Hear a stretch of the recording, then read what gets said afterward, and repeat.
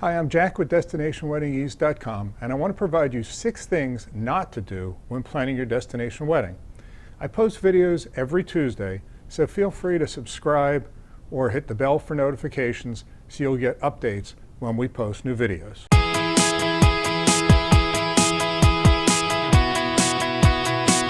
Okay, here's my first tip of something not to do when planning your destination wedding. Don't wait to the last minute. Give yourself between 9 months to 12 months for the process. Here are a couple reasons why you should give yourself 9 to 12 months. One is it's going to give you the opportunity to do some research on the resort or the destination, as well as maybe find a travel professional to work with you or a wedding planner in that destination. You will also have the ability to get the best pricing from the resort and the best perks from the resort. You'll also have the opportunity to get the day, the time, and the venues that you're looking for. The further out you plan, the more opportunities you have. So again, don't wait till the last minute. Give yourself 9 to 12 months to plan your destination wedding. Number 2, don't believe all the hype from the resorts. In today's environment with social media and Photoshop, you could take a 3-star resort and make it look like a 5-star resort. So what you want to do is you want to make sure when trying to figure out what resort you're looking at is to contact the resort. Schedule a phone call with them. You're going to find some resorts, A, are not going to respond to you at all, and B, are going to be hesitant to get on a phone call, WhatsApp, FaceTime, whatever it may be, Zoom call, but you want to make sure you can have a relationship with someone and interact with them via phone. If they try to set everything up and tell you about their packages only via email, I would say skip it and go right to another resort. Because this is really, if their sales process is like this, you can only imagine how they're going to want to deal with you once you've signed a contract to host at that resort. Again, a lot of the resorts are overhyped right now in each of the destinations, so you want to make sure to look at pictures, look at their menus, learn more about their all-inclusive or whatever packages they have for your guest stay. So number 2 is don't believe the hype at many of the resorts. Number 3, don't listen to everybody's opinion. You're going to have so many people giving you opinions when you tell them you want to have a destination wedding.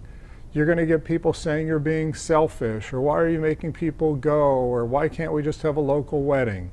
Don't listen to them. If you are dreaming about a destination wedding, follow your heart. You will have an amazing experience with the guests that actually show. When you have a wedding locally, you get to enjoy it for a day. But if you have a destination wedding, you'll be enjoying it for 3, 4, 5, 7 days. The memories will always be there. So again, follow your heart. Don't listen to all the opinions of people that want to tell you why not to have a destination wedding. Number 4, don't DIY your destination wedding. There are so many steps in this process that if you could have someone that would help you for free, why wouldn't you do that? So look for a travel planner that focuses and specializes in destination weddings and have them help you. They're going to know the reality about the resorts. They're going to get you great pricing. They're going to be there as your sounding board for the next year. And in most cases, you're not paying for them. So if you could have a professional work for you for free, why wouldn't you? If you don't want to work with a travel professional, then maybe find a wedding planner in the location that you're thinking of hosting in.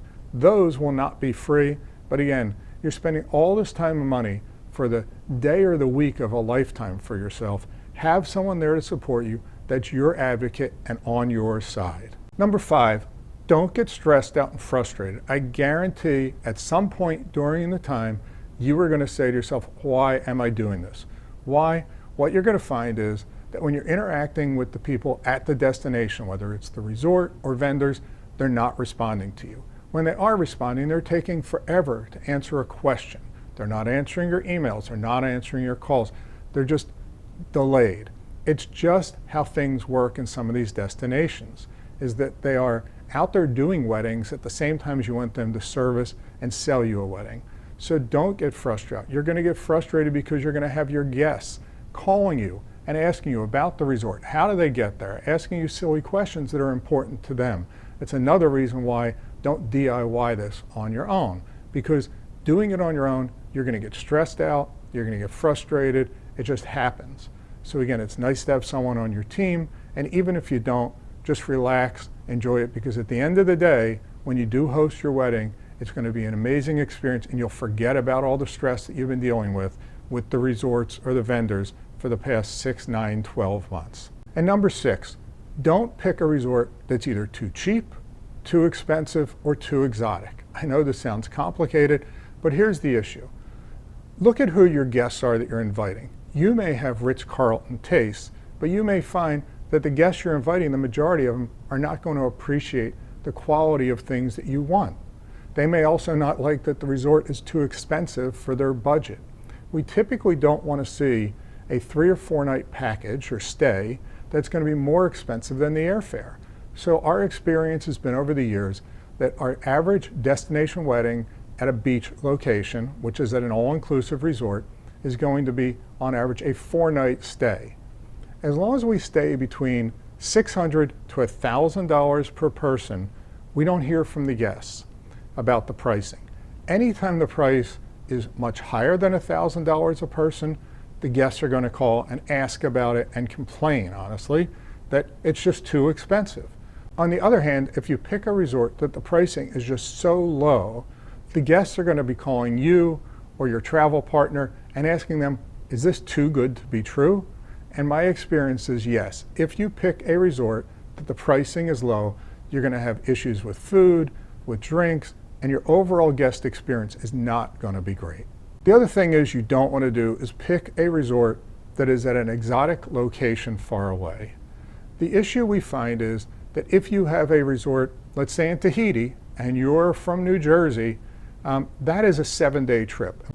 And what we're finding is the more exotic the trip is, the longer it is, the more expensive it is, the less number of guests are going to show up. It's just that many people we find cannot take a week or two from their schedule to attend a destination wedding.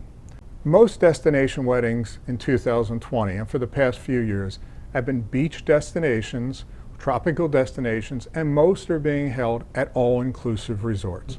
Why? It just is so simple and easy for you and your guests. Once the guests get there, they're not going to be nickel and dime for additional expenses. Everybody can hang out together and enjoy themselves and enjoy your destination wedding. This is my top 6 things of not to do when planning a destination wedding. So hopefully you found it helpful. Feel free again to subscribe over here or hit the bell. Post videos every week on Tuesday or Wednesday. And if you have any comments, feel free to leave your comments down below and we'll respond to you. I'm Jack with Destination Wedding Ease, and thank you for watching this video.